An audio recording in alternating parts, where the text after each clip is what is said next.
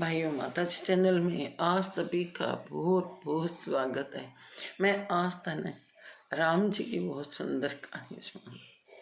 तो भगवान राम 5 साल का हाजत की कहानी सुना था। कब भगवान 5 साल पूरा हुआ जब शंकर भगवान पर्वत पर बैठा तपस्या करता करता गए, मन में आई कि मैं राम का दर्शन करके आऊँ। बहुत सुंदर बालक है, मेरा दर्शन करने वास्ते जाऊं, पर क्या जाऊं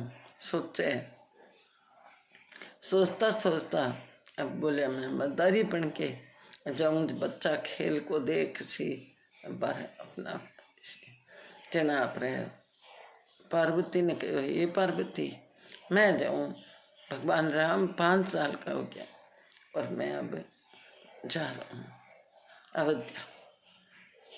जना पार्वती के मन महाराज अठे अकेले नहीं छोड़ के जा